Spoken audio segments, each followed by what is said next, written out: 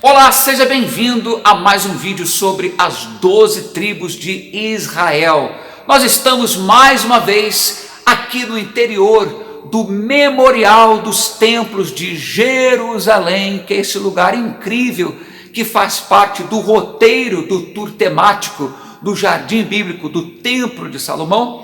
E daqui de dentro desse lugar nós temos pouco a pouco passado para você em vídeo a história, um pouquinho da história sobre cada uma das 12 tribos de Israel. A história de hoje, que a gente vai compartilhar com você, bem um pouquinho dela, não é toda a história, só para você ter o básico de quem era essa tribo.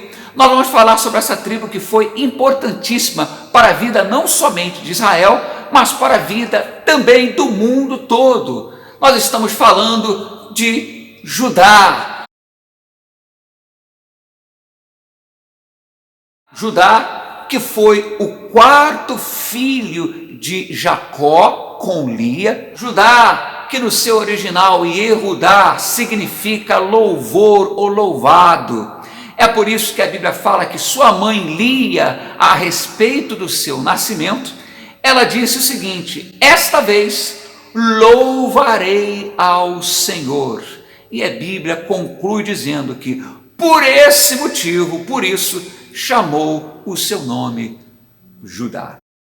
Jacó, ele fala algo muito interessante que teria um certo caráter profético sobre a vida de Judá. Jacó, ele fala que Judá, ele seria como um leãozinho, um leão novo. Quando a gente pensa na figura de um leão, nós estamos falando de poder, autoridade, decisão. E assim foi Judá em algumas situações decisivas de sua família. O que ele decidiria mudaria não somente o rumo de sua nação, de Israel, mas também do mundo inteiro. Uma dessas questões, uma dessas situações foi quando os seus irmãos queriam matar José, que era o 11º filho de Jacó, porque Jacó gostava muito de José, e os seus irmãos tinham um certo ciúme disso, e eles queriam matar a José. Porém, somente 2 dos irmãos não queriam a morte de José. Primeiro foi o primogênito Rúben, que falou para eles: não, a gente não precisa matá-lo, a gente vai jogar ele num buraco, numa cova. Só que na ausência de Rúben, os outros irmãos queriam ir adiante com o plano de matar a José. E por isso, então, Judá interveio. Judá, ele falou: não é assim que nós vamos fazer. Judá, ele faz com que eles mudem de ideia e, ao invés de matá-lo, então José seria vendido como um escravo para o Egito. Então, lá no Egito, anos mais tarde, devido à fidelidade desse jovem a Deus, de escravo, ele se torna o governador do Egito, a segunda pessoa mais importante daquela terra. A gente não vai falar muito sobre isso aqui, porque você vê isso em outro vídeo, mas é só para que você entenda que Judá contribuiu para que isto acontecesse com José, porque José seria morto, ainda que Rúben falou que não era para fazer isso como primogênito, mas na sua ausência, Judá é aquele que faz eles mudarem o plano e vender José para o Egito como escravo. Essa seria a porta que Deus precisava para passar, para entrar e fazer então de José tornar-se o homem mais poderoso do Egito, depois do próprio Faraó. Bom, Judá, ele se casa com uma mulher cananita e ele tem 3 filhos. O primeiro filho, mais velho, ele o casa com uma mulher chamada Tamar. Só que Tamar fica viúva antes de dar à luz a um filho do seu marido. Então, o segundo filho, mais velho, se casa com Tamar, como a lei dizia que deveria ser assim procedido. Porém, ainda assim, ela fica mais uma vez viúva, porque também esse agora seu segundo marido morre. Ora, passando a história rapidamente para frente, mais lá à frente, anos depois, Judá, ele acaba sendo o pai de 2 gêmeos com esta sua nora.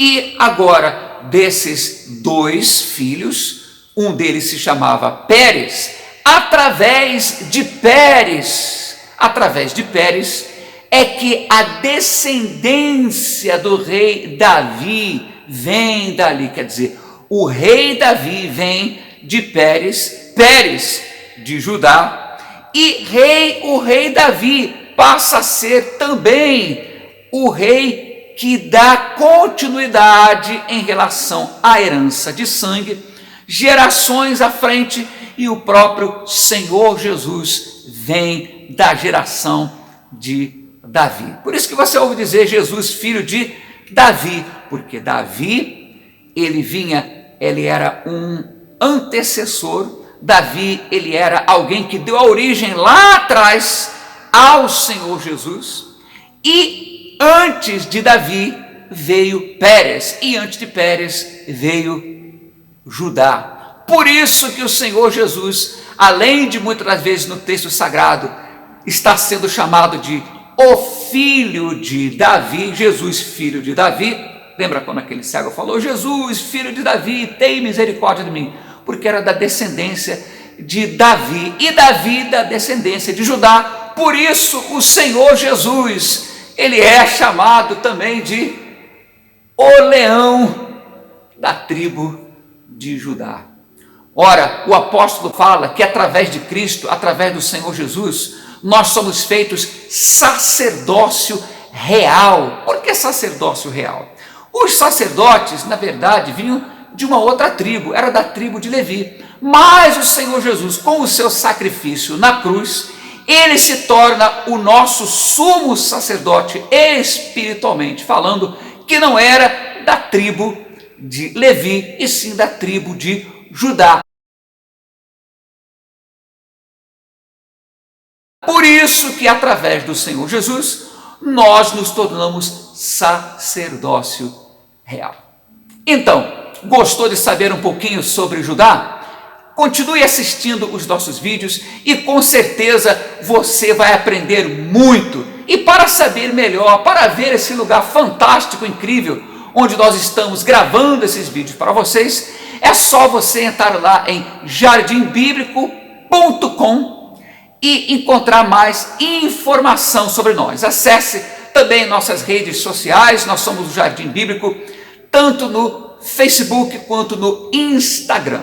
Muito obrigado por ter assistido esse vídeo e continue com a gente. Deus te abençoe e a gente se encontra por aqui no Jardim Bíblico do Templo de Salomão. Até então, Deus te abençoe. Jardim Bíblico,